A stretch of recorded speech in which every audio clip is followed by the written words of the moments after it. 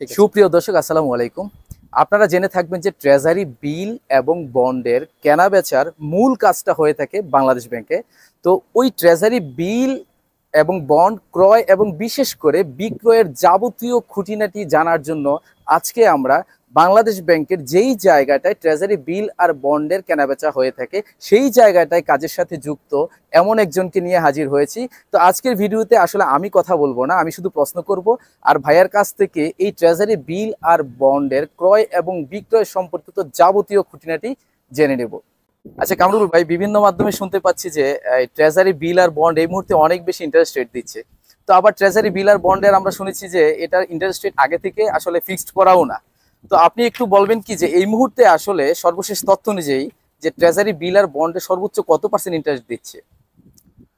আপনি ঠিকই শুনেছেন। আসলে ট্রেজারি বিল বন্ডে তো কোনো নির্দিষ্ট করা রেট থাকে না। এটা যেহেতু একটা নির্দিষ্ট দিন নিলামের মাধ্যমে বিক্রি হয়ে থাকে, তাহলে ওই নিলামে যারা যারা অংশগ্রহণ করেন তারা ওই দিন নির্ধারিত হয় যে ওনারা কত রেটে পাবেন, আচ্ছা, এবং পরবর্তী নিলামে গিয়ে আবার রেটটা চেঞ্জ হয়। হয়। তো সেই হিসেবে আমরা সাধারণত জানি যে ট্রেজারি বিলের নিলাম হয় সপ্তাহের রবিবারে। জি। প্রতি রবিবারে ট্রেজারি বিল তিনটা মেয়াদে হয়ে থাকে, 91 দিন, 182 দিন এবং 364 দিন মেয়াদে।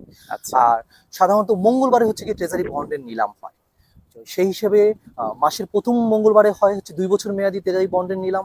পরের মঙ্গলবারে মানে দ্বিতীয় মঙ্গলবারে হয় 5 বছর মেয়াদি। এর পরের মঙ্গলবারে তৃতীয় মঙ্গলবারে 10 বছর মেয়াদি, এবং সর্বশেষ চতুর্থ মঙ্গলবারে 15 এবং 20 বছর মেয়াদি ট্রেজারি বন্ডের নিলাম হয়ে থাকে। আচ্ছা, এখন রেটের কথা যদি বলি আমরা, সর্বশেষ গত 8 তারিখ ট্রেজারি বিলের নিলাম অনুষ্ঠিত হয়েছে। সেখানে 91 দিন ট্রেজারি বিলের রেট নির্ধারণ হয়েছে 11.53%, আচ্ছা। এবং হচ্ছে গিয়ে 182 দিনের রেট নির্ধারণ হয়েছে 11.80%, হ্যাঁ। এবং হচ্ছে গিয়ে হাইয়েস্ট যেটা যেটা হচ্ছে 364 দিন ট্রেজারি মানে বিল, 1 বছর হ্যাঁ, মেয়াদি যেটা বলা যায়, রাইট। সেটার রেট নির্ধারণ হয়েছে 11.95%। আচ্ছা, আর বন্ডের কথা যদি বলি, বন্ডের সর্বশেষ তথ্য অনুযায়ী 2 বছর মেয়াদী বন্ডের রেট শুরু হয়েছে 12.24 থেকে। পরবর্তীতে সেটা হাইয়েস্ট 20 বছর মেয়াদী বন্ডের রেট হচ্ছে 12.75।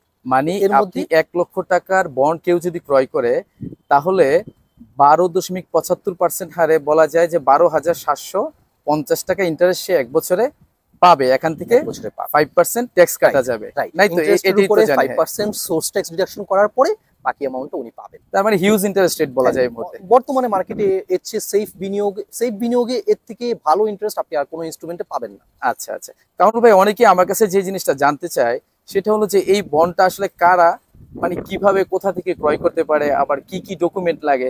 তো আপনি যেহেতু দীর্ঘদিন ধরে এই জায়গায় কাজ করেন এবং একজন এক্সপার্ট মানুষ এই ক্ষেত্রে, তো আপনি যদি আমাকে প্রথমে বলতেন যে আসলে এই বন্ডটা কারা ক্রয় করতে পারে? প্রথমত হচ্ছে গিয়ে যে কোনো বাংলাদেশি নাগরিক তিনি নিবাসী হোক অথবা অনিবাসী হোক। আচ্ছা, অর্থাৎ আমরা যারা প্রবাসী ব্যক্তি আছেন আমাদের, যারা হচ্ছে কি বাংলাদেশের নাগরিক কিন্তু বাংলাদেশে বসবাসরত না, আচ্ছা, ওনাদেরকে আমরা অনিবাসী বলছি। জি। আর যারা বাংলাদেশে বসবাস করছেন তারা হচ্ছে গিয়ে নিবাসী। নিবাসী তাহলে এই ব্যক্তি। 2 ধরনের ব্যক্তি কিন্তু ট্রেজারি বিল বন্ড দুটি কিনতে পারে। তো নরমালি আমরা আসলে সঞ্চয়পত্র যেরকম অনেক কমার্শিয়াল ব্যাংক থেকে, বাংলাদেশ ব্যাংক থেকে কিনতে পারি, বা ট্রেজারি বিল বা বন্ডটা ক্রয়ের ব্যাপারটা নিয়ে অনেকেই আসলে ধোঁয়াশার মধ্যে আছে, সঠিক প্রক্রিয়াটা অনেকেই জানে না। তো আপনি একটু বলবেন কি যে ধরেন আমি একটা এক্সাম্পল যদি দেই যে ব্রাহ্মণবাড়িয়ার বাঞ্ছারামপুর উপজেলার একজন ব্যক্তি, ধরেন মিস্টার আব্দুল করিম, তো সে ওখানে থেকে যদি ট্রেজারি বিল বা বন্ড কিনতে চায় তাহলে তাকে প্রথমে কোথায় যেতে হবে বা কি কি কাজ করতে হবে? ওকে। আসলে ট্রেজারি বিল বন্ড যেহেতু ব্যাপক আকারে এখনো গ্রাহক পর্যায়ে বিক্রির হয়নি, ওইরকম সুযোগ হয়নি। তো প্রাথমিকভাবে যেটা হয়, ট্রেজারি বিল বন্ডের জন্য ব্যাংকগুলোকে দায়িত্ব দেওয়া হয়েছে ডিলার হিসেবে। আচ্ছা, সকল ব্যাংক, তফসিলি ব্যাংক এবং হচ্ছে গিয়ে অব্যাংক, যেগুলো অব্যাংক আর্থিক প্রতিষ্ঠান, তারা আচ্ছা, হচ্ছে গিয়ে ট্রেজারি বিল বন্ড ডিলার হিসেবে কাজ করবে বিক্রির জন্য। আচ্ছা। তাহলে কোনো ব্যাংক, গ্রাহককে কামরুল ভাই, এই ব্যাংক বলতে কি আপনার তফসিলি ব্যাংক যেমন ইসলামী ধারার যে 10টা ব্যাংক আছে আমাদের, ইসলামী ব্যাংক, এক্সিম ব্যাংক, আল আরাফা ব্যাংক, ওরাও কি আসলে এই বিক্রির দায়িত্বের মধ্যে আছে? না, শরিয়া ভিত্তিক ব্যাংকগুলো পারবে না, যেহেতু ট্রেজারি বিল বন্ডের মধ্যে সুদের ব্যাপার আছে, সুদ যুক্ত আছে। তাহলে এই ক্ষেত্রে আসলে ইসলামী ব্যাংকগুলো ট্রেজারি বিল বন্ডে সরাসরি অংশগ্রহণ করতে পারবে না। কারণ যেটা হয়, প্রথমত হচ্ছে গিয়ে প্রতিটা ব্যাংকের একটা ট্রেজারি ডিপার্টমেন্ট থাকে হেড অফিসে ট্রেজারি ডিপার্টমেন্ট থাকে। তাহলে ওই ডিপার্টমেন্ট প্রথমত কাজটা করে থাকে। ওই ডিপার্টমেন্টে ফ্রন্ট অফিস ডিলিং করে থাকে। কোনো গ্রাহক যদি যে কোনো ব্যাংকের প্রধান শাখার প্রধান অফিসের হেড অফিসে যদি প্রধান কার্যালয়ে গিয়ে উনি ট্রেজারি ডিপার্টমেন্টে যান, সেখানে যোগাযোগ করেন, তাহলে উনি ট্রেজারি বিল বন্ড কিনতে পারবেন। আর এছাড়া আরেকটা অপশন হলো গিয়ে বাংলাদেশ ব্যাংক ইতিমধ্যে এটাকে একটু ডিসেন্ট্রালাইজ করার জন্য কিছু উদ্যোগ গ্রহণ করেছে। সেই প্রেক্ষিতে বাংলাদেশ ব্যাংক ব্যাংকগুলোকে নির্দেশনা দিয়েছে কিছু ক্লায়েন্টাল উইন্ডো, অর্থাৎ ব্যক্তি পর্যায়ে যে ইনভেস্টর তাদেরকে সহযোগিতা করার জন্য, সাপোর্ট দেওয়ার জন্য, সার্ভিস দেওয়ার জন্য কিছু উইন্ডো স্থাপন করার জন্য বলা হয়েছে, ডেডিকেটেড ডেস্ক, যেখানে গিয়ে একজন গ্রাহক গিয়ে সেবাটা নিতে পারবেন। সেটা কোথায়? ডেস্কটা হেড অফিসে নাকি না ব্রাঞ্চগুলোতে? প্রাথমিক পর্যায়ে ঢাকায় আছে, ঢাকায় আছে। ঢাকার বিশেষ করে মতিঝিল এলাকায় যে প্রধান শাখাগুলো, কর্পোরেট শাখা, প্রিন্সিপাল শাখা, লোকাল অফিস, এগুলো বড় বড় ব্রাঞ্চগুলোতে কিছু জায়গায় আছে। সেটা এখন যেটা করতে পারে, এখন কিন্তু কোনো ব্যাংক চাইলে তার জেলা পর্যায়ে বা উপজেলা পর্যায়ে কোনো ব্রাঞ্চের মাধ্যমে, শাখার মাধ্যমে তার গ্রাহককে সেবাটা দিতে পারে।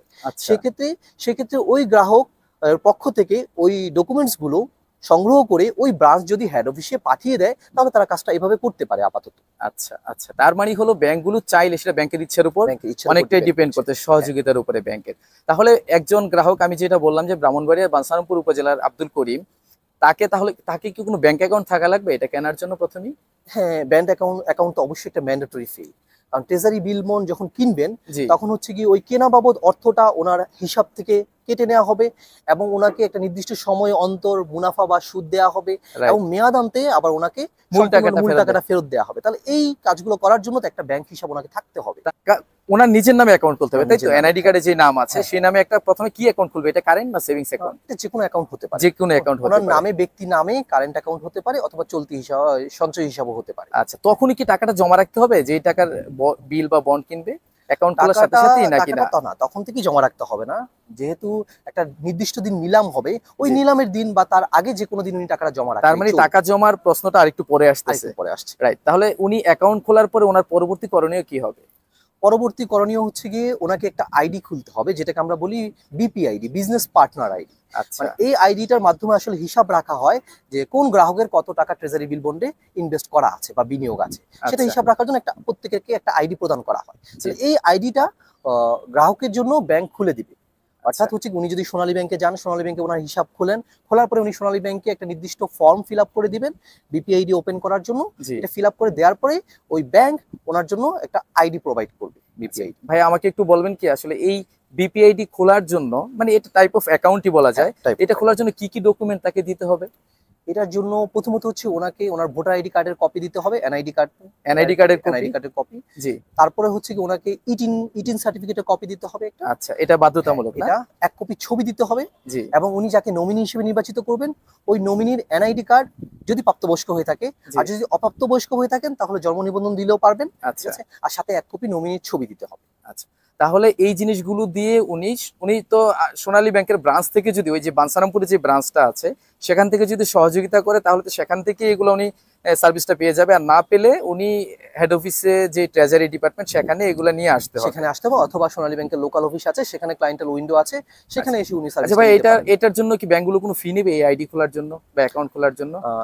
এটা আসলে এখনো বাংলাদেশ ব্যাংক কোনো নির্ধারণ করে দেয়নি, যার কারণে ব্যাংকগুলো অধিকাংশ ব্যাংকই নিচ্ছে না। তবে কিছু ব্যাংক, হাতে গোনা কিছু ব্যাংক আছে, তারা হয়তো বা কিছু গ্রাহকের কাছ থেকে কিছু চার্জ নিচ্ছে। আচ্ছা আচ্ছা। এছাড়া যদি ওই আপনার এই ডকুমেন্টগুলো জমা দেওয়ার কতদিনের মধ্যে এই অ্যাকাউন্টটা খোলা হয়?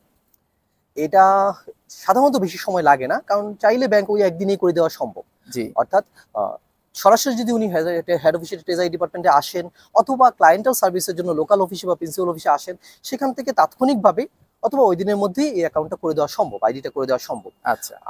আর যদি উনি উপজেলা পর্যায় থেকে পাঠান, তাহলে ডকুমেন্টস এখানে এসে পৌঁছানোর পরে ওনাদের কাজ করতে যে সময় লাগবে সেটুকুই। তবে এটা সাধারণত হেড অফিসে পৌঁছানোর 2-1 দিনের মধ্যে আইডিটা ওপেন হয়ে যায়, বিপিআইডি ওপেন হয়ে যায়। আচ্ছা, এখন উনি তো বিপিআইডি ওপেন করে ফেললো, এখন উনি আসলে ট্রেজারি বিল আর বন্ড কিনতে চায়, বাট উনি কেনার আগে উনি জানতে চায় যে আসলে কবে কিনতে পারবে, সেটা আপনি ভিডিও শুরুতে বলে দিয়েছেন, অকশনের দিন কিনতে পারে। কিন্তু উনি এইটাও জানতে চায় যে আসলে এই মুহূর্তে কিনলে কি ধরনের ইন্টারেস্ট পাবে সম্ভাব্য, এটা কি আসলে আগে থেকে জানার কোনো উপায় আছে? আগে থেকে উনি এক্স্যাক্টলি জানতে পারবেন না, তবে উনি একটা আন্দাজ করতে পারবেন যে এই রেটের কাছাকাছি হতে পারে। সেটা কিভাবে? সাধারণত ট্রেজারি বিল বন্ডের রেটটা আগের মানে লাস্ট সর্বশেষ যে রেট আছে তার থেকে খুব বেশি ডিফার করে না। অল্প কিছু পার্থক্য হয়, কিছুটা বাড়ে না হয় কিছুটা কমে। তার মানে হুট করে বাড়ে কমে, বা আমরা যেরকম দেখি শেয়ার বাজারে হঠাৎ করে রেট উঠানো হলো, হঠাৎ করে পতন হলো, এরকম কিন্তু কিছু হচ্ছে না। তার মানে যে ডিপার্টমেন্ট মানে হেড মানে ওই সোনালী ব্যাংকের যারা ট্রেজারি বিল বন্ডে নিয়ে আপনাদের সাথে কাজ করে, তারা আসলে চাইলে তাকে ইনফরমেশন দিয়ে সহায়তা করতে পারে। ওনারা করতে পারেন এবং গ্রাহক চাইলে নিজেও দেখতে পারে। কিভাবে এটা? কারণ বাংলাদেশ ব্যাংকের ওয়েবসাইটে প্রতিটা অকশনের পরে যে রেটে আজকে নিলাম গ্রহণ করা হলো তার ফলাফল প্রকাশ করা থাকে। অর্থাৎ একজন গ্রাহক চাইলে বাংলাদেশ ব্যাংকের ওয়েবসাইটে গিয়ে দেখতে পারবেন যে সর্বশেষ ট্রেজারি বিল ও বন্ডের রেট কত ছিল। সেখান থেকে উনি একটা আইডিয়া করতে পারবেন যে আগামী রেটের ধারে কাছাকাছি থাকবে। বিপিআইডি হয়ে যাওয়ার পরে উনি যখন একটা নির্দিষ্ট দিন ট্রেজারি বিল বা বন্ড কিনতে চাইবেন, নিলামের আগের দিন বা কয়েকদিন আগে অথবা নিলাম শুরুর পূর্বে, উনি হচ্ছে কি ওনার ব্যাংকের সাথে যোগাযোগ করবেন যে আগামী নিলামে আমি এত টাকার এই ধরনের ট্রেজারি বিল বা বন্ড কিনতে আগ্রহী। ব্যাংক ওনাকে একটা ফর্ম দিবে ফিল আপ করার জন্য, এক পেজের একটা কাগজ দিবে যেখানে উনি এই ইনফরমেশন গুলো দিবে যে উনি কোন ধরনের ট্রেজারি বিল বন্ড কিনবেন, কত টাকার কিনবেন, ঠিক আছে, কবে কিনবেন। মানে এটা ক্রয়ের আবেদন বলা যায় নাকি? এটা ক্রয়ের আবেদন বলা যায়। এটাকে যদি আমরা বলি বিড সাবমিশন ফর্ম, আচ্ছা, অর্থাৎ বিড দেওয়ার জন্য একটা ফর্ম সাবমিশন করা, ঠিক আছে। তো এই ফর্মটা উনি ফিল আপ করে দিলে কিছু কিছু ব্যাংক চেক নেয়, কারণ ওনারা গ্রাহকের অ্যাকাউন্ট থেকে টাকা চেকের মাধ্যমে কর্তন করেন। আবার কিছু কিছু ব্যাংক আর চেক নেন না আলাদাভাবে, অর্থাৎ এই ফর্মের অনুবলেই ওনারা টাকা কেটে নেন অটোমেটিক। ওই যে অ্যাকাউন্ট প্রথমে উনি খুলেছিল, হ্যাঁ, সেই অ্যাকাউন্ট থেকে টাকাটা কেটে নেন। তাহলে এখানে এই ফর্মটা ফিল আপ করে দেওয়ার পরে ব্যাংক ওই গ্রাহকের পক্ষ থেকে ওই নিলামে অংশগ্রহণ করেন এবং নিলাম অনুষ্ঠিত হওয়ার পরবর্তী দিন ওনার হিসাব থেকে টাকা কর্তন করা হয়। এই নিলামটা কি বাংলাদেশ ব্যাংকে অনুষ্ঠিত হয়? নিলামটা বাংলাদেশ ব্যাংকের অনলাইন প্ল্যাটফর্মের মাধ্যমে অনুষ্ঠিত হয়। আচ্ছা, এই নিলাম অনুষ্ঠিত হওয়ার পরের দিন গ্রাহক জানতে পারে যে সে বন্ড কিনতে পারছে কি পারছে না, ইনফরমেশনটা পরের দিন জানতে পারে? এটা উনি ওই দিনই জানতে পারবেন। সাধারণত নিলাম হয় 10টা থেকে 12:30 এই সময়ের মধ্যে। তো নিলামের ফলাফল ঘোষণা করা হয় বিকেল 2টার পরে, এই সময় পরে। উনি বিকেলের দিকে জানতে পারবেন চাইলে। জানতে পারবেন বলতে ওনাকে যোগাযোগ করতে হবে, অটোমেটিক ওনার কাছে কোনো রেজাল্ট মেসেজ বা কিছু আসবে না। সঞ্চয়পত্র যেমন ক্রয় করা হলে একটা মেসেজ যায়, এরকম কোনো মেসেজ আসবে না। তবে কিছু কিছু ব্যাংক নিজ উদ্যোগে সার্ভিস দিতে পারে, একটা মেসেজ ফরওয়ার্ড করার জন্য এই ধরনের কিছু সার্ভিস দিতে পারে। আবার টাকা কেটে নিলেও তো একটা অ্যাকাউন্টের মেসেজ যাবে, তখন এটা দেখেও সে বুঝতে পারে যে হয়তো সে বন্ডটা পেয়েছে। রাইট। আচ্ছা, এমনিতে কি কোনো ডকুমেন্ট তার হাতে দেয়া হবে? বন্ড সে যে বন্ড পাইলো বা কিনতে পারলো, এর জন্য কি তাকে কোনো ডকুমেন্ট দেওয়া হবে? উনি যদি নিলাম থেকে ট্রেজারি বিল বন্ড কিনতে পারেন, কেনা পরবর্তী সময়ে ব্যাংক ওনাকে একটা অ্যালটমেন্ট রিপোর্ট প্রদান করবে। অ্যালটমেন্ট রিপোর্ট বলছি আমরা এটাকে, অর্থাৎ এই নিলামে উনি অ্যালটমেন্ট পেলেন। তাহলে এই জন্য একটা অ্যালটমেন্ট রিপোর্ট যেখানে আসলে লেখা থাকবে উনি কি ধরনের ট্রেজারি বিল বা বন্ড পেলেন, কত তারিখে কিনলেন এবং কত টাকার কিনলেন, এবং তার এগেইনস্টে কত টাকা ওনার অ্যাকাউন্ট থেকে কর্তন করা হবে এবং ইন্টারেস্ট রেট কত রেটে পাবেন, এই সংক্রান্ত সকল বিষয় ওই রিপোর্টে থাকবে। ও ফাইন। তাহলে এই রিপোর্টটা ব্যাংক থেকে সে সংগ্রহ করে নেবে। তাহলে এই রিপোর্টটা পাওয়ার পরে সে মানে নিশ্চিত হয়ে গেল যে সে ট্রেজারি বন্ড বা বিল যেটাই কিনতেছে সেটা কিনে ফেললো। আচ্ছা, এখন আসি সবচেয়ে জটিল প্রশ্ন, যেটা আসলে অনেকেই বুঝে না বা অনেকেই জানতে চায়, না জানার কারণে আমিও ভালো বুঝি না। সেটা হলো সঞ্চয়পত্রের ক্ষেত্রে আমরা যেটা জানি যে মেয়াদের আগে টাকার প্রয়োজন হলে এটা সরাসরি ভেঙে ফেলা যায়, কিন্তু আমরা এটা শুনেছি ট্রেজারি বিল আর বন্ডের ক্ষেত্রে মেয়াদের আগে এটা ভেঙে ফেলা যায় না, তবে বিক্রি করা যায়। সঞ্চয়পত্র যেমন বিক্রি করা যায় না, এটা আবার বিক্রি করা যায় অন্য কারো কাছে। এখন আমাকে একটু সহজে বলবেন, এই যে যিনি ট্রেজারি বন্ড কিনলো, এই যে পাঞ্ছারামপুর উপজেলার, তিনি ধরুন 10 লাখ টাকার ট্রেজারি বন্ড কিনলো, তাহলে মেয়াদের আগে তার যদি টাকার প্রয়োজন হয় তাহলে সেইটা কিভাবে বিক্রি করবে, কার কাছে বিক্রি করবে, আর দামই কয় টাকা হবে বিক্রির সময়? খুবই ভালো প্রশ্ন করেছেন আপনি। এই জায়গায় সঞ্চয়পত্রের সাথে ট্রেজারি বিল বন্ডের একটা বিশাল পার্থক্য রয়েছে। সঞ্চয়পত্র সহজে নগদায়ন করা যাচ্ছে, যে কোনো দিন আপনি ভাঙাতে পারছেন, ট্রেজারি বিল বন্ড আপনি পারছেন না। আচ্ছা, তাহলে আপনার যদি হঠাৎ করে টাকার প্রয়োজন, আপনি কি করবেন? আপনি সেটা বিক্রি করতে হলে আপনি কোথায় যাবেন, কার কাছে যাবেন, কিভাবে বিক্রি করবেন? প্রথমত, যেহেতু ট্রেজারি বিল বন্ড বিক্রি হয়েছে ব্যাংকের মাধ্যমে, আপনি ক্রয় করার সময় ব্যাংকের দ্বারস্থ হয়েছেন, তাহলে আপনি একইভাবে বিক্রি করার জন্য ব্যাংকের দ্বারস্থ হবেন। আপনি আপনার ব্যাংকের কাছে যাবেন, এই ডিপার্টমেন্টে অথবা যেখানে ক্লায়েন্টাল উইন্ডো আছে লোকাল অফিসগুলোতে, সেখানে যাবেন, গিয়ে বলবেন যে আমার এই পরিমাণ ট্রেজারি বিল বা বন্ড আছে, ঠিক আছে, যেটা আমি বিক্রি করতে চাচ্ছি, ঠিক আছে, আপনারা আমার পক্ষ থেকে বিক্রয়ের ব্যবস্থা করে দেন। ওনারা কি করবেন, ওনারা এই বিক্রয়ের জন্য ওনারা গ্রাহক খুঁজবেন। অর্থাৎ হচ্ছে কি, একটা ট্রেজারি বিল বন্ড বিক্রি করার জন্য এটা কেনার জন্য একজন গ্রাহক দরকার। আপনি বিক্রি করতে চাচ্ছেন, কেউ না কেউ সেটা কিনতে হবে। আচ্ছা, এটা মানে ব্যাপারটা অনেকটা যে কোনো জিনিস বিক্রয়ের মতো। ধরেন আমার একটা জমি আছে, আমি বিক্রি করতে চাই, তাহলে আমি তো আগে কাস্টমার খুঁজে পেতে হবে। তাহলে আপনি নিজে, মানে যিনি কিনছে উনি নিজেও কাস্টমার খুঁজতে পারে, অথবা পাশাপাশি ব্যাংকের কাছেও বলতে পারে যে আমি বিক্রি করতে চাই, ব্যাংক তার হয়ে কাস্টমার খুঁজে দিবে। এখন মনে করেন আপনার ওই পাঞ্ছারামপুর উপজেলার আব্দুল করিম, ঠিক আছে, ওনার একজন নিকট পরিচিত একজন লোক আছেন, ঠিক আছে, যিনি হচ্ছে কি জসিমউদ্দিন। ওই জসিমউদ্দিনকে চেনেন, জসিমউদ্দিন সেটা কিনতে আগ্রহী, ঠিক আছে, এবং জসিমউদ্দিনও ব্যাংক এক হিসাব এবং বিপিআইডি আছে।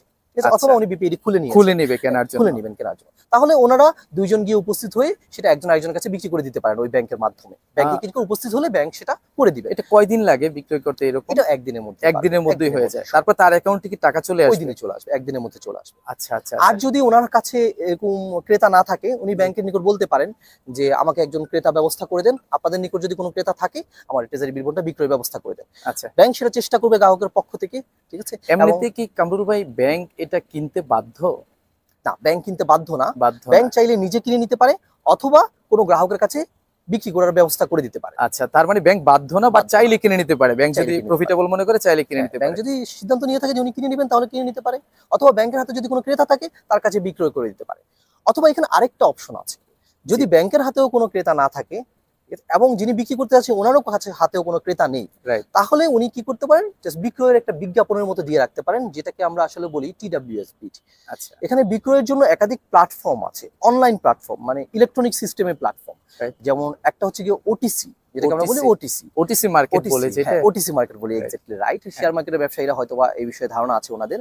ওটিসি মার্কেট, আরেকটা হচ্ছে TWS মার্কেট, এবং তৃতীয় আরেকটা মার্কেট আছে সেটা হচ্ছে গিয়ে DSCCC ট্রেডিং প্ল্যাটফর্ম। আচ্ছা, তাহলে এখন ওটিসি প্ল্যাটফর্মে হচ্ছে গিয়ে ক্রেতা এবং বিক্রেতা যদি নির্দিষ্ট থাকে, অর্থাৎ একজন বিক্রেতা এবং একজন ক্রেতা কিনতে আগ্রহী হয়ে থাকে এবং দুইজন যদি একটা নির্দিষ্ট রেটে ক্রয় বিক্রয় করতে আগ্রহী হন, চুক্তিবদ্ধ হন, তাহলে সেটা ওটিসি মার্কেটে সে ট্রেডটা করা হয়ে থাকে।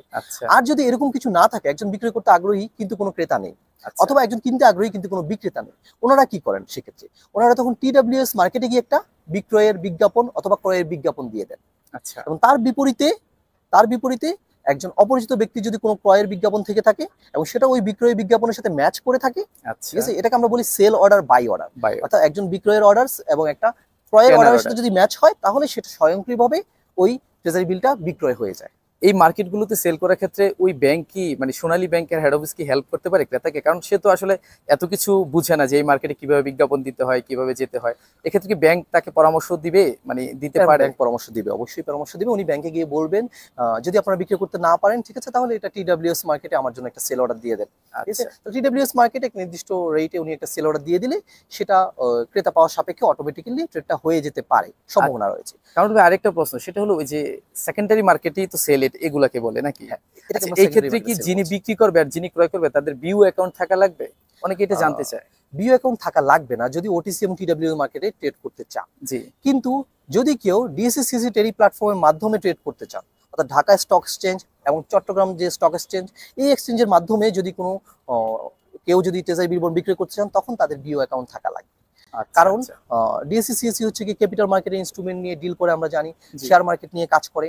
তাহলে বিও অ্যাকাউন্ট হচ্ছে গিয়ে শেয়ার মার্কেটের বিনিয়োগকারীদের জন্য একটা আইডি।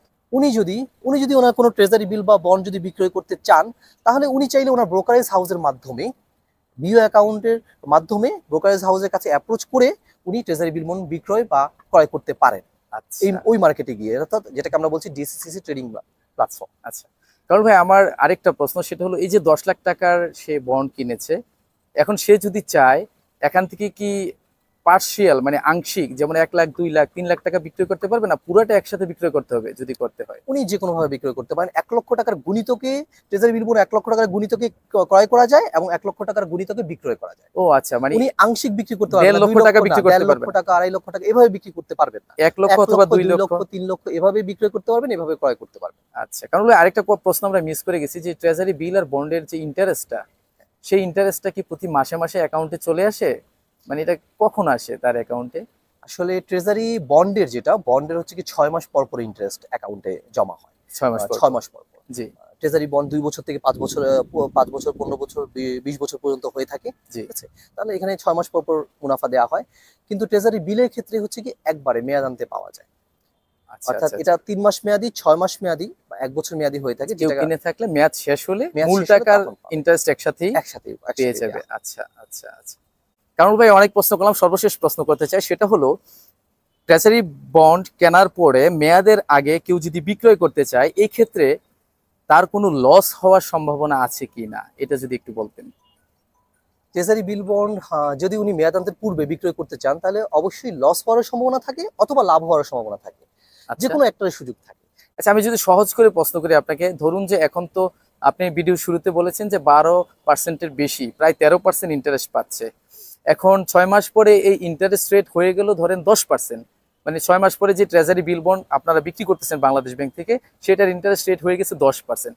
তো সে কিনেছে 12% হারে, 6 মাস পরে যে বন্ডগুলো আপনারা বিক্রি করতেছেন সেটা 10%।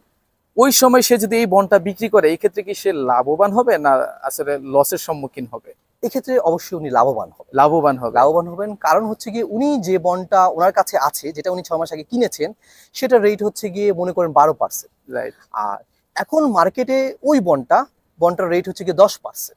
তাহলে ওনার বন্ডটা হচ্ছে গিয়ে মূল্যবান বন্ড, যে এই বন্ডটা থেকে উনি 12% রিটার্ন পাচ্ছেন, কিন্তু নতুন বন্ড কিনলে 10% রিটার্ন পাবে। কিন্তু নতুন করে কেউ কিনলে সে 10% পাবে। তাহলে ওনার বন্ডটা কেনার জন্য মানুষ আগ্রহী বেশি হবে, এটা চাহিদা বেশি থাকবে, ফলে এটা উনি বেশি মূল্যে বিক্রি করতে পারবেন। তার মানে উনি যে 100 টাকা বা 1 লক্ষ টাকার যে বন্ডটা কিনছে, সেটা 1 লক্ষ টাকার বেশি মূল্যে সে বিক্রি করতে পারবে। আর যদি ইন্টারেস্ট রেট পরে যে কমে যায়, তাহলে ওনার এখনকার যে বন্ডটা 12%, ধরুন যে 6 মাস পরে যিনি তখন বিক্রি করতে চায়, তখন যদি ইন্টারেস্ট রেট 12 থেকে 15% হয়ে যায়, তাহলে ওনাকে তখন কম মূল্যে বিক্রয় করতে হবে। ব্যাপারটা সেক্ষেত্রে ওনার লস হওয়ার সুযোগ থেকে যায়। তো কারণ ভাই অনেক ধন্যবাদ, অনেক কিছু আপনার কাছ থেকে জানতে পেরেছি।